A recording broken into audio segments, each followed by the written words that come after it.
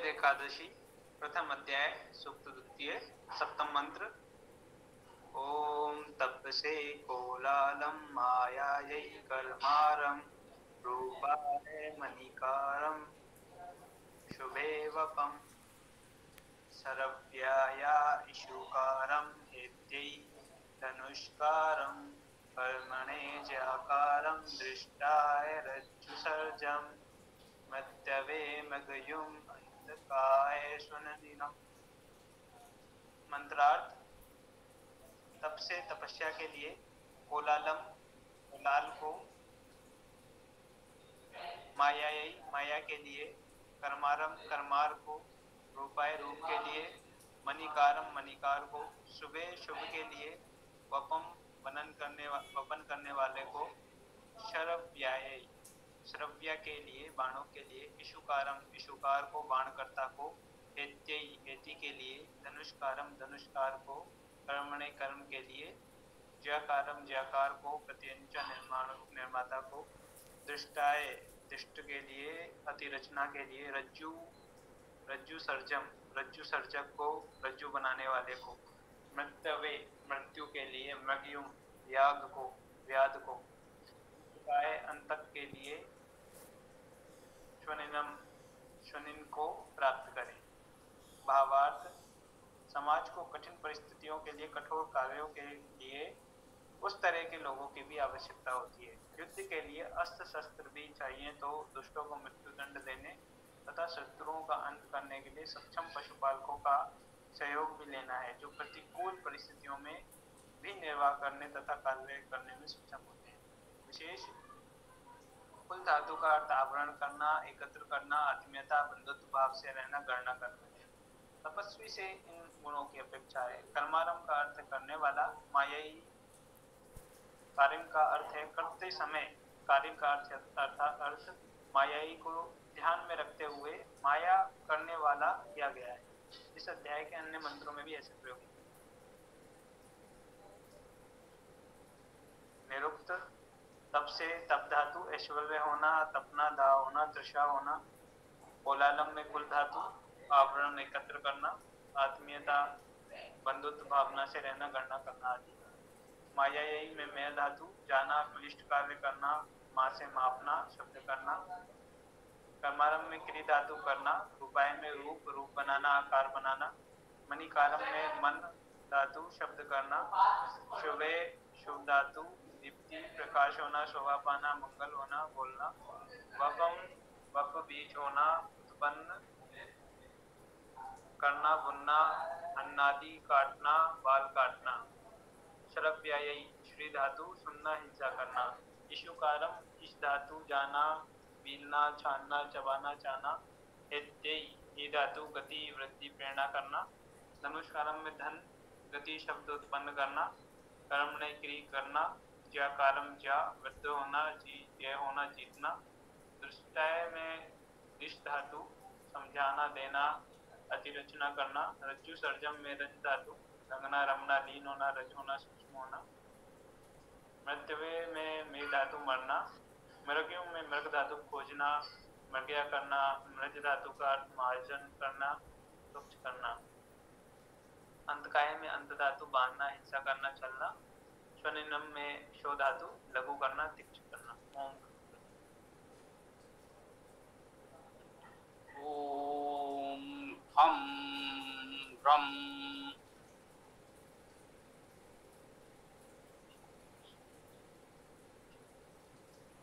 ओम तपसे कौलालम मायायै कर्मारम रूपाय मणिकारम शुभे वपम सरव्याय सुकारम हेत्यै धनुष्कारम कर्मणे ज्याकारम दिष्टाय रज्जुसर्जम मृत्तवे मृगयुम अंतकाय स्वनिनम। जैसा कि हम लोग जानते हैं, ये यजुर्वेद का 30वां अध्याय है। इसमें समाज में रहने वाले लोगों के विविध प्रकार के कार्यों का वर्णन किया गया है। समाज में विभिन्न आवश्यकताओं के लिए विभिन्न प्रकार के कार्य करने वाले लोगों की आवश्यकता होती है। इस यजुर्वेद के 30वें अध्याय में ये बताया गया है कि समाज में कैसे कैसे लोग विभिन्न व्यवसायों में लगे होते हैं और सब लोग मिलकर समाज की आवश्यकता की पूर्ति करते हैं। सबकी हमें आवश्यकता है, स्वाभाविक है, सबका सम्मान है, सबकी उपयोगिता है।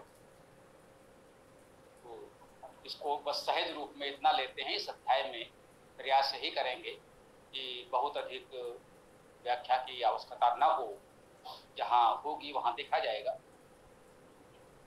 तप से कौलालम, तप के लिए, तपस्या के लिए कौलाल को,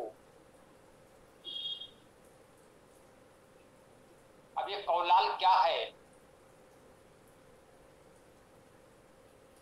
शब्दार्थ आगे दिया है, धातुवाद निरुक्त दिया है, इसकी धातुएं दी हैं, भावार्थ व्याख्या में बहुत कुछ बता दिया गया है, अभी पढ़ा भी गया।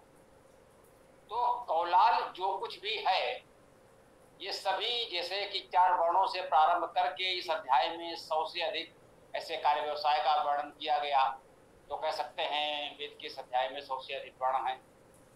ये बात हम लोग बराबर समझते चलें, आवश्यक है। तो कौलाल कोई कार्य व्यवसाय, कोई वर्ग तो है। हो सकता है इस समय हम कौलाल किसी और को कहते हों, उसका कार्य व्यवसाय कुछ और हो, और वैदिक काल में या इस यजुर्वेद के 30वें अध्याय में कौलाल जिन लोगों को कहा गया है उस समय में कुछ अन्य कार्य करते रहे। तो समय के साथ शब्दों का परिवर्तन होता है, ये हम लोग जानते हैं। अतः इसमें बहुत इस प्रकार के माथापच्ची करने, परिश्रम करने, विवाद करने की आवश्यकता नहीं है।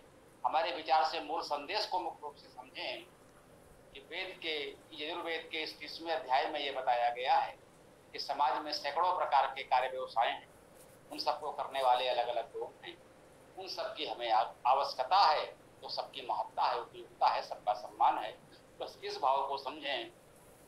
आगे कहा गया माया जय कर्मकारम, माया के लिए कर्मार को, अर्थात माया कर्मकार को, पहले भी आया है, आगे भी आ सकता है, बताया है भैया ने पढ़ करके इसमें से। माया जय कर्मकारम का अर्थ माया के लिए माया कर्मार को, माया करने वाले, माया का अर्थ क्लिष्ट कार्य करना या अन्य भी हैं। तो जो बहुत अधिक कठिन कार्य हैं उनको करने वाले, उसमें सक्षम अनुभवी लोग ही चाहिए। तो उस प्रकार के लोग होंगे जो विशेष प्रकार के ऐसे कार्य करते होंगे। रूपाय मणिकारम, रूप के लिए मणिकार होते हैं। इसको सहज भाव से चाहें तो वर्तमान परिप्रेक्ष्य में सरलता से समझ सकते हैं। रूप सज्जा के लिए आभूषण आदि बनाने वाले मणिकार, जो मणियों के आभूषण आदि बनाते हैं, सहज भाव से माना जा सकता है। हेत्य धनुष्कारम, हेत के लिए धनुष्कार को, भाई धनुष तो चाहिए, हमारे पास शत्रुओं का सामना करने के लिए सेना होगी, सैनिकों के लिए धनुष होंगे, तो इतने धनुष बनाने के लिए धनुष्कार भी होंगे, स्वाभाविक है। कर्मणे ज्याकारम, अब इसमें देखिए कर्मणे ज्याकारम, कर्म के लिए ज्याकार को, ज्या करने वाला, ज्या धनुष में जो डोरी होती है, प्रत्यंचा कहते हैं, उसको भी कहते हैं। जैसा कि मैंने कहा, हो सकता है उस समय ज्या का कोई अर्थ होता हो। यहाँ तो केवल कर्मणे आया है, कर्म के लिए। किस कर्म के लिए है? पहले हेत्य धनुष्कारम कहा गया है, तो धनुष से संबंधित कर्म मान लीजिए। ज्याकारम, उसी धनुष की डोरी यदि बनानी है तो उसके लिए विशेषज्ञ अलग से होंगे। बस इतना महत्वपूर्ण मुझे लग रहा है इसे बताने के लिए कि एक धनुष बनाने के लिए एक तो धनुष का एक ढांचा तैयार करेगा, उसकी जो डोरी है वो भी इतनी साधारण नहीं है, कहीं से आपने कोई डोरी उठाई और बांध दी। जो क्षेत्र में सैनिक उसके भरोसे राष्ट्र की सुरक्षा कर रहा है, तो बहुत सावधानी से चीजें तैयार की जाएंगी। तो देखिए धनुष्कार अलग हैं और धनुष की वो प्रत्यंचा डोरी बनाने वाले अलग विशेषज्ञ हैं। इसको बस इतना समझे तो बहुत है। कर्मणे ज्याकारम दिष्टाय रज्जु सर्जम, दिष्ट के लिए रज्जु सर्जम, रज्जु का सर्जन करने वाले। इस समय हम लोग रस्सी को कहते हैं। हो सकता है यजुर्वेद में रज्जु का अर्थ रस्सी के अतिरिक्त भी कुछ होता हो। मुख्य रूप से जैसा हम कहते हैं कि वेद में हम धातु अर्थ ग्रहण करते हैं, वो तो है, परंतु चूंकि ये बहुत व्यवहारिक बात है, समाज के कार्य व्यवसायों का वर्णन हो रहा है, इसलिए यहाँ पर हम धातु अर्थ को नकार तो नहीं रहे हैं, उपेक्षा नहीं कर रहे हैं, परंतु अच्छा हो कि उसकी मूल भावना को समझने के लिए इस व्यवहारिक भाव को समझते रहें कि विभिन्न प्रकार के कार्य व्यवसायों का वर्णन हो रहा है, वो समझें। निष्ठाय रज्जु सर्जम, रज्जु की सर्जना करने वाले, रज्जु को बनाने वाले। अब ये धनुष के लिए जो डोरी बना रहे थे, हो सकता है उनके लिए सामान्य कुछ डोरियां दूसरे लोग बनाते हों, उनमें से चयन करके उनमें कुछ और विशेष रूप दे करके उसमें कुछ और विशेष अभिक्रिया करके उसे धनुष के योग प्रत्यंचा बनाते होंगे। तो देखिए कितने सूक्ष्म विभेद हैं इस शिल्पकला के, कि छोटे छोटे कार्य के लिए अलग अलग विशेषज्ञ हैं। ये महत्वपूर्ण है। समाज को चार वर्गों में नहीं बांटा जा सकता। कितने छोटे छोटे कार्यों के लिए अलग अलग विशेषज्ञ हमको बताए जा रहे हैं। मृत्युवे मृगयुम, हाँ, अंत में इतना अवश्य कह दिया जा रहा है इस मंत्र में कि मृत्यु के लिए मृगयुम, शिकार करने वाले, आखेट करने वाले, खोज करने वाले, जो वनों में खोज खोज कर हिंसक पशुओं का आखेट करते हैं, वे मृगयु सामान्यता कहे जाते हैं। शेष तो साध्य कर धातु जब आपने पढ़ा ही, उससे संबंधित ही होगा। तो कभी ऐसी अवस्था आ जाती है कि हिंसक पशु जब घेर लेते हैं, तब उनके लिए हमें ऐसे आखेटक की ही आवश्यकता पड़ती है। वहां पर अहिंसक आचार शिक्षक कुछ नहीं कर सकते, वहां पर उन्हीं की आवश्यकता है, उनको ही बुलाया जाता है। कि अभी भी आप देखते हैं यदि कोई हिंसक पशु हमारी बस्तियों में आ जाता है, मनुष्यों के निवास में, ग्राम में, नगर में आ जाता है, तो हम वन विभाग को सूचना देते हैं। तो वहां से अनुभवी लोग आते हैं और उस हिंसक पशु पर नियंत्रण करते हैं। तो हिंसक पशुओं पर नियंत्रण करने के लिए यहाँ सीधे सीधे कहा जा रहा है मृत्युवे, यदि वे इतने हिंसक घातक हो जाएं, समाज के लिए हानिकारक हो जाए, तो उनको मारना भी पड़ेगा। तो ऐसे आखेटक हमें चाहिए जो उनका आखेट कर सके, उन्हें मार सके। अंतकाय स्वनिम, अंत में सारे दुष्टों का अंत करने के लिए स्वनिम चाहिए। अब ये स्वनिम क्या है, अलग विषय है। सो तीक्ष्ण करना, लघु करना, स्वी जाना, बढ़ना। तो जब अंत करना होगा तो तीक्ष्ण करने वाले चाहिए, उनमें तीक्ष्णता भी चाहिए, केवल कोमलता नहीं चाहिए। तो मेरे विचार से इस मंत्र का अर्थ इतना ही एक प्रकार से पर्याप्त हो गया है। चलिए प्रयास करते हैं, अगला मंत्र भी इसी रूप में पढ़ देते हैं कि जैसा कि हमने कहा कि बहुत अधिक व्याख्या की आवश्यकता नहीं होगी। मूल भाव के समझें कि समाज में सैकड़ों प्रकार के कार्य व्यवसाय हैं और लोग हैं। तो इस अध्याय को हम लोग थोड़ा सा इस तरह से तेजी से चला सकते हैं, क्योंकि अभी समय भी है। तो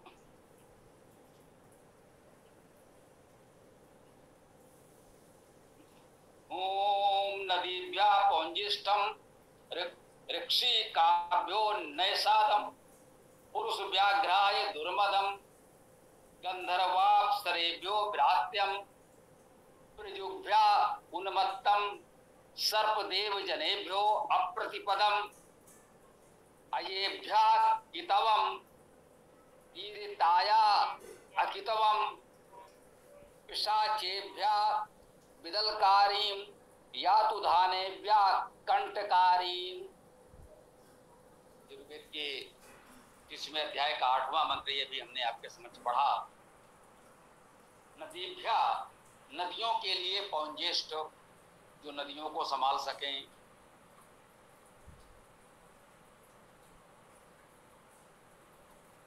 अब इसमें पौंजिष्ठ का अर्थ पुंज तो हम सब जानते ही हैं, ज्योतिपुंज आदि आदि। पुंज का अर्थ क्या हुआ? एकत्र करना, समूह बनाना। तो नदियों के लिए समूह की आवश्यकता।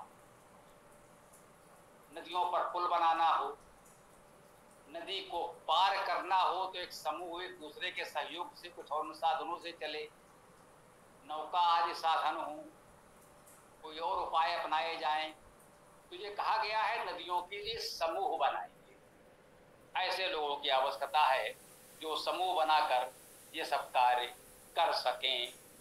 ऋक्षिकाभ्यो नैषादम, ऋक्षिकों के लिए, ऋक्षिकार्थ भी काटना, हिंसा करना, प्रकाश करना है। सकारात्मक नकारात्मक कोई भी अर्थ आप ले सकते हैं। नैषादम, नैषाद चाहिए, निषाद चाहिए। अब निषाद क्या है? नि उपसर्ग है, सद सद का अर्थ बैठना है, गति करना, चलना भी है। निष का अर्थ ले जाना, प्राप्त करना है। ये निषाद कौन होते हैं? नदी का प्रकरण चल रहा है तो उसमें कहा गया है नैषादम, निषाद समूह जो है आपका, वो नदी पार उतारने के काम आएगा। निषाद ही सामान्यतः नाव चलाते हैं, नदियों के इस पार से उस पार लोगों को ले जाते हैं। निष धातु का अर्थ प्राप्त करना, ले जाना है। निष्प्रापणे धातु है कहते हैं। तो इस प्रकार से निषाद पार ले जाते हैं, उनका वर्णन भी यहाँ आया है। हाँ, ध्यान अभी अभी आया, कुछ लोगों ने ये चर्चा करने का प्रयास किया था, सुना होगा आपने भी, अपने बीच भी चर्चा हुई है। 4 वर्ण मान लिए और 5वां नैषाद, निषाद। 5 जना कहीं से ले आए, बोले 5 तो ये वर्ण हो गए और 5वां निषाद मिलाकर 5 जना। ये यजुर्वेद का 30वां अध्याय ऐसे सारे अटकलों भ्रमों का निवारण कर देगा। निषाद 5वां वर्ण नहीं है। अब तक हम दर्जनों वर्ण पढ़ चुके।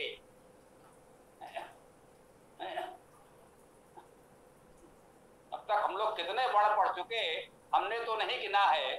आप में से कोई चाहे तो गिनने का प्रयास करे कि अब तक हमने कितने वर्ण पढ़ चुके और पूरे अध्याय में कुल कितने वर्ण मिलेंगे। जरा प्रयास करें। हम तो कह देते हैं सैकड़ों हैं, 100 से अधिक हैं, शताधिक हैं, कुल कितने हैं मैंने नहीं गिनी। प्रयास करें या कोई गिन सके तो निषाद 5वां तो नहीं है। हाँ, समाज में विभिन्न प्रकार के जो सैकड़ों कार्य व्यवसाय हैं उनमें निषाद भी है, ये सत्य है। ऐसा नहीं कि 4 तो वर्ण है, उससे बाहर एक 5वां कोई है जो वर्ण व्यवस्था से बाहर है, ऐसा नहीं है। उसी में ये भी है। जिस वर्ण व्यवस्था में ब्राह्मण, राजन, वैश्य, शूद्र की बात की गई है, उसी व्यवस्था में हम आगे बढ़ते हुए यहाँ निषाद तक आए हैं। तो 4 एक तरफ और 5वां अलग करने का भाव मन में न लाएं। अचानक ध्यान आ गया तो मुझे लगा आपसे इतना निवेदन कर दें। पुरुष व्याघ्राय दुर्मदम, जो पुरुष व्याघ्र हैं, पुरुष हम जानते हैं पुर धातु है, अग्रगामी होना, पिया उपसर्ग उग्रा ग्रहण करना आदि, सूंघना भी है। व्याघ्र हम लोग जानते हैं हिंसक पशु है, उसका किसी और रूप में भी किया जाता होगा। तो जो पुरुषों में व्याघ्र हैं ऐसा लौकिक अर्थ कर सकते हैं। धातु अर्थ तो जो कुछ लिखा है वही होगा। पुरुष व्याघ्र के लिए दुर्मदम, जो दुर्मद हैं, कठिनता से आनंदित होने वाले हैं या आनंद देने वाले हैं, जो भी कह लें। गंधर्वाप्सरेभ्यो, गंधर्व अप्सरेभ्यो, गंधर्व और अप्सराओं के लिए, गंधर्वों और अप्सराओं के लिए। कुछ तो गंधर्व भी हैं, कुछ अप्सराएं भी हैं। स्वाभाविक है, ये भी कुछ गुणकर्म स्वभाव के लोग हैं समाज में। गंधर्व और अप्सरा हैं, तो गंधर्वों और अप्सराओं के लिए हमें व्रात्यों की आवश्यकता है। गंधर्व अप्सराभ्यो व्रात्यम, व्रात्य व्रत में तो व्रत वर्ण करना, सेवा करना, व्री धातु का अर्थ भी वर्ण करना है, धातु का अर्थ भी वर्ण करना, सेवा करना, चमकना, बोलना आदि है। ठीक है, व्रत हमें चाहिए। गंधर्व और अप्सरा किन्हें कहते हैं यार? गंधर्व वेद कहलाता है, संगीत का वेद गंधर्व वेद कहलाता है। जहाँ गीत संगीत की बात हो, गायन की बात हो, और अप्सरा भी सामान्यतः हम नर्तकियों को ही तो कहते हैं। उनके लिए आवश्यकता किनकी है? व्रत की। व्रत धातु के अर्थ में वर्ण करना, सेवा करना, चमकना है, साथ में बोलना भी है, शब्द करना है, गायन करना है, तो शब्द ही प्रमुख है। अन्य गुण भी हैं, ठीक है, परंतु यहाँ प्रमुखता इस गुण को दीजिए, शब्द करने को, बोलने को। तो उसकी यहाँ गंधर्व और अप्सराओं को यदि संगीत से, नृत्य से जोड़ा जाएगा तो ये अर्थ करना उचित होगा। कुछ लोग व्रत को भी इसी तरह अलग मान लेते हैं, ये तो वर्ण है, सवर्ण है, ये व्रत हैं। हाँ, वो आज की व्यवस्था अलग बात है। कुछ लोग 3 को सवर्ण कहते हैं, बाकी को अलग कर देते हैं सूत्र कह करके। कुछ लोग ये मानकर चले कि 4 तो वर्ण थे और 5वें निषाद या व्रत या कुछ। आप देख रहे हैं वो सबका समाधान यहाँ होता चल रहा है, ऐसा कुछ यहाँ है नहीं। व्रात्यम प्रयुजों के लिए उन्मत्तम, उन्मत्त की आवश्यकता है। उन्मत्त होना कोई अनुचित बात नहीं है, कहा जा रहा है ऐसे लोगों के लिए, ऐसे लोगों की आवश्यकता भी है जो उन्मत्त हों, उच्च आनंदित हों। वो प्रकृष्टता से लोगों को जोड़ सकते हैं। युज जोड़ना, प्रयुभ्या प्रमुखता से, युज मिलना, जोड़ना, लोगों को जोड़ने वाले।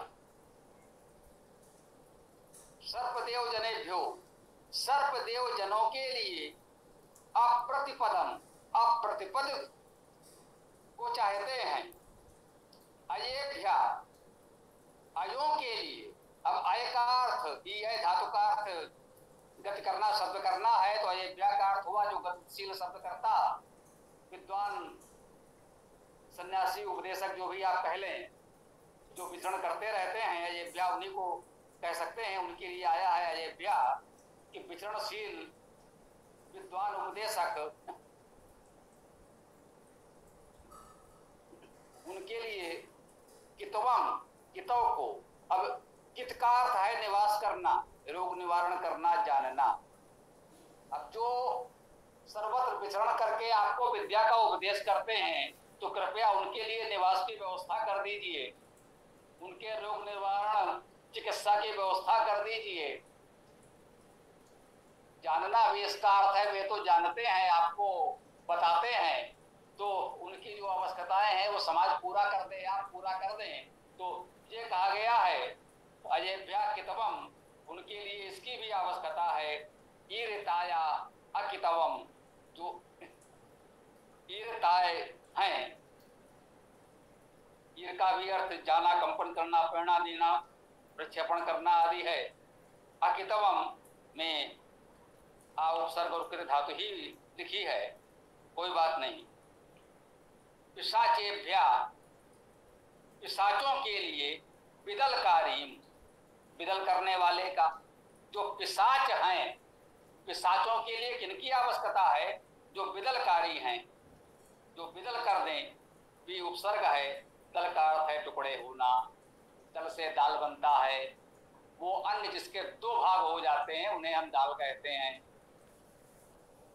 गेहूं चावल को दाल नहीं कहते, वो दाल वर्ग में नहीं आता, वो एक ही भाग में होता है। अरहर, चना आदि 2 भाग हो जाते हैं, इनको दाल कहते हैं।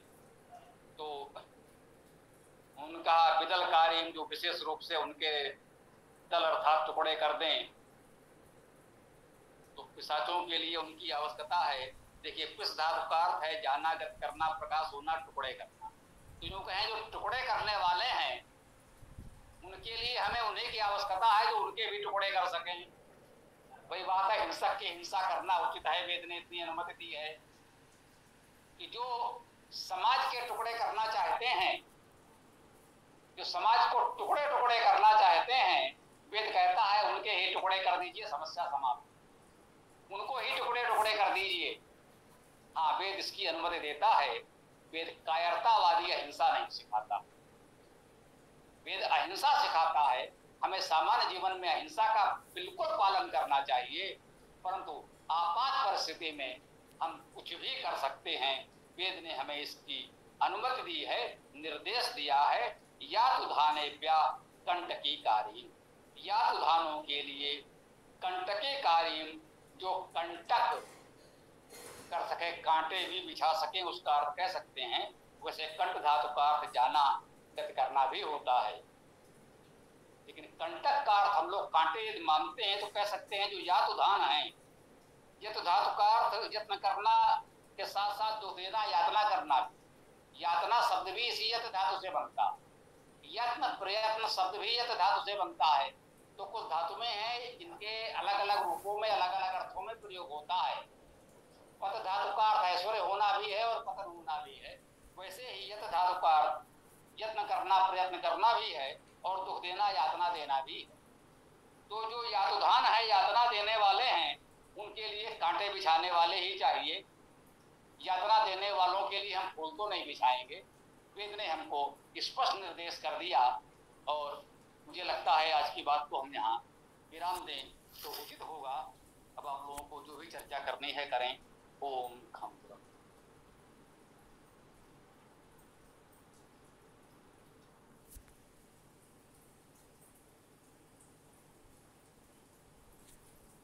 बोलिए भाई, किसी का कोई प्रश्न हो, कुछ कहना हो तो बताएं, विराम न दें, समय का उपयोग करते रहें। स्वामी जी,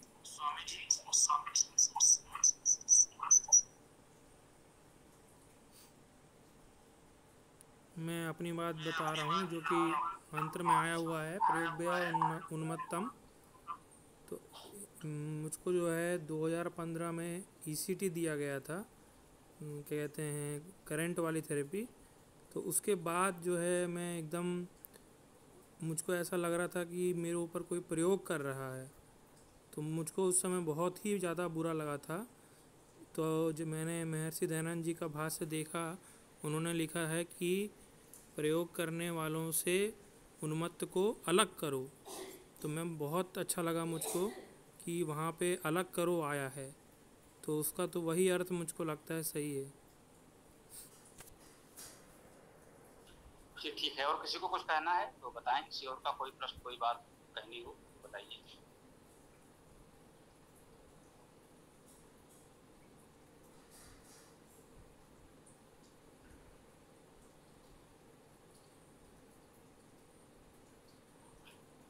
ठीक है, किसी और को कुछ कहना नहीं है तो फिर समापन कर सकते हैं। मंत्र के साथ समापन करें, समय हो रहा है।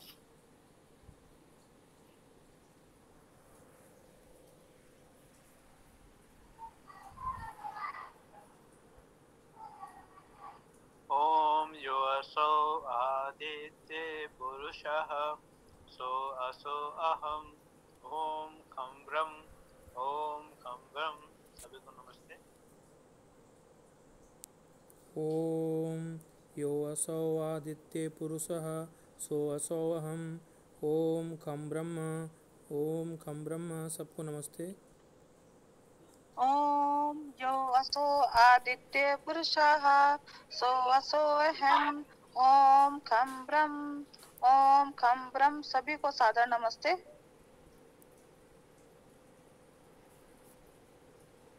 ओम यो असो आदित्य पुरुषः सो असो अहम ओम खम ब्रह्म। सभी को सादर नमस्ते। ओम यो असो आदित्य पुरुषः सो असो अहम ओम खम ब्रह्म। सभी साथियों को सादर नमस्ते। ओम यो असो आदित्य पुरुषः सो असो अहम ओम खम ब्रह्म। सभी को नमस्ते। ओम यो असो आदित्य पुरुषः सो असो अहम ओम खम ब्रह्म सभी को सादर नमस्ते।